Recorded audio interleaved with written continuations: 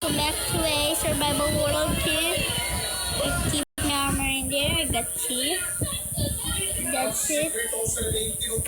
Okay, so I'm gonna craft the pickaxe. I got the pickaxe, but I need to. There we go. Let me see my farm. Last episode, we built this house. Okay, second episode is we build a farm. And the third episode, we found the gold iron ingots, which means it will something. I'm just waiting for so long. What can I do?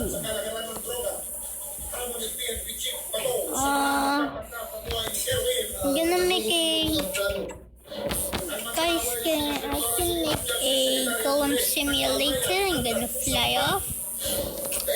Okay, let me get a dispenser.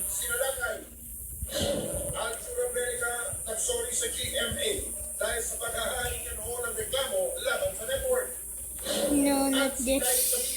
Masaya ngayong nakatanggap ng absolute pardon ang amang si Ginoy.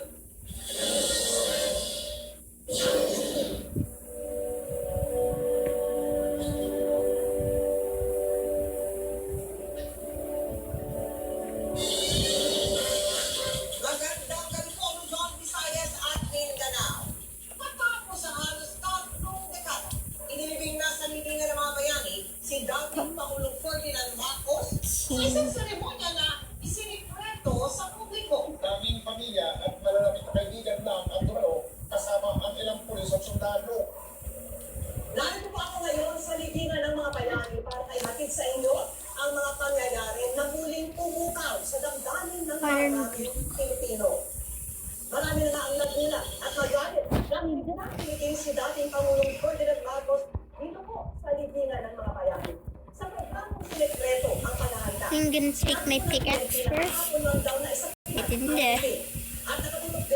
Okay, take my pickaxe. I'm gonna give. This is my gift from Sianta last day.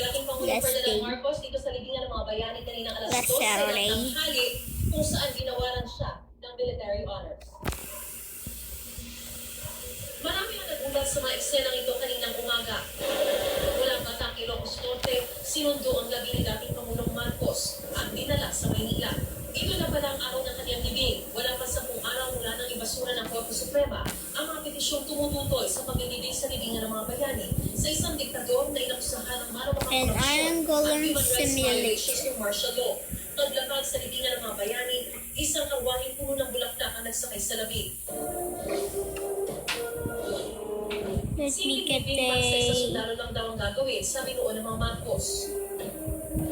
Ang nasaksihan kanina, planadong seremonya, ang mga tauhan ng sandatahang lakas, kasabay sa paghahatid sa punto ni dating Pangulong Marcos. Nakasunod sa kanyang karwahe ang mga Okay, apo at press anak. the button. Nakabuti-interno si Ilocos And Norte Governor gotta Amy press at simulate. kapatid na si Irene.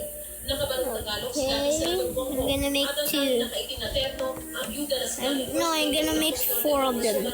Black 4. na nakasakay sa wheelchair. Kasi I'm 4 years old. I know, I'm just 7 years old. Actually, get out of there. Get out of there. Oh no. Yeah. Nagpasalamat naman ang anak na si dating Senator Bongbong Marcos kay Pangulong Rodrigo Duterte at sa sambayan ng Sushi, go away, go away, go away from my creation. Okay. Press again. Go 1, 2, 3, 4, 5. Last one. Last 2, I mean last 2, I'm 7. I like 7. I'm not, it's not a column. Make me too long 1 hour ago. I need a diamond pickaxe to break this baby iron. Okay, let's do this. I'm gonna need time to howl. Nasunod ng 3 volleys of fire. Pinatunog din ang taps o yung bugle, simbolo ng pagtatapos sa military honors na iginawad sa dating Pangulo at Commander-in-Chief. Pagsapit ng alas 12 ng tanghali, tuluyan ang ibinaba ang ataol ni Marcos. Matapos nito, pinupina ang watawat ng Pilipinas na nakapatong sa kanyang ataol at sa kaibigay kay Imelda. Ang libingan may tombstone kung saan bukod sa pangalan niya, nakaukit ang katagang Filipino. Meron ding cauldron na may apoy. At ang mismong buntod, kulay itim na marmol. May selyo ng Pangulo ng Pilipinas at may nakaukit na pirma ni Marcos. Sadyang hindi sinapubliko ang paglilibing ngayong araw ni dating Anong kulay? Sabi ng PNPNA at Saglit. kahapon ng daw na sa pinalang paglilibing sa dating Pangulo. Inilibing si Marcos sa lugar kung saan nakalibing na rin ang mga dating Pangulo na sina Carlos Garcia, Diosdado Macapagal, at Emilio Quirino. Tanging pamilya at malalapit na kaibigan lang ang tumalo sa libing kasama ang ilang opisyal at tauhan ng AFP at PNP. Sa buong libing, mahigpit na seguridad ang pinatupad sa palibot ng libingan ng mga bayani. Vicky, sabi ng mga otoridad, hindi raw state funeral ang itinawag kay dating Pangulong Ferdinand Marcos dahil nga nais daw ng kanyang pamilya ng prinsipyo at ang mga anak lamang ang dadalo sa naturang libing. At pagkatapos ng mahigit ay 1 oras ay natapos na rin ang seremonya at nagsiuwian na rin ang mga dumalo sa naturang libing. Vicky? Me, this two pumpkin. Black. Ng libingan ng mga bayani, ang I am mga Batman. Marcos protester at mga I like Batman already. sa pagkakalibing ng dating Pangulo. At Okay, let me go with black. Si Lia Mandala del Castillo. Lia. Okay. Vicky, kapwa na pasugod nga dito sa labas ng libingan ng mga Ayan, bayani Bat. ang mga pro at anti-Marcos nang malamang kanina na nga ang libing ni dating Pangulong Ferdinand Marcos at dahil parehong hindi nakapagpigil ng kanilang damdamin, nagkainitan ang dalawang grupo. Halos maiyak ang lalaking ito na napasugod dito sa libingan ng mga bayani nang malamang ililibing na sa wakas ang idolo raw niyang Pangulo. Sa wakas, nililibing na siya sa tagal kami naghihintay.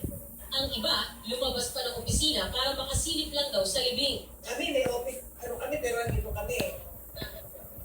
Para pa mag-witness lang namin. Siyempre, idol namin siya. Maya-maya, sa gitna ng mga taga-suporta ng pamilya Marcos, naglakas loob ang dalawang ito na maglabas ng placard na nagsasabing hindi bayani si Marcos, kaya hindi siya dapat dito ilibing. It's unfair how they took us by surprise. We deserve to know when he should be buried. Di kailanman matatakot, lalo na alam mo nasa tama ka. Lalo na alam mo yung pinaglalaban mo ay tama. Kaya patuloy sinisigaw namin, Marcos, tuta! Diktador! Di bayani! Marcos, tuta! Diktador! Di bayani! Nang marinig ito ng mga pro-Marcos,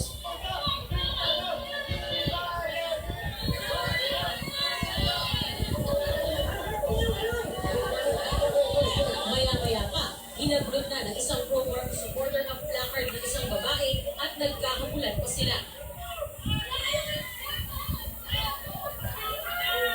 Ang matatandang pro-Marcos hindi mapigilang magsalita sa mga Okay, anti-Marcos so- na karamihan ay mga kabataan. Let me just and die. Okay, hold. And the last one is the we did two apply subbing and we did that. Okay, unique. Nagpatinag ang mga Unique. Okay. Okay, okay. Our president is died and Tiniturahan pa ng mga anti-Marcos ang kalsada ng Heroize Evil. As a citizen, I can say, this is really pero hindi din nakakagulat. Kasi talaga ganito na talaga yung diskarte ng pamilyang ito. Simulat sa tol.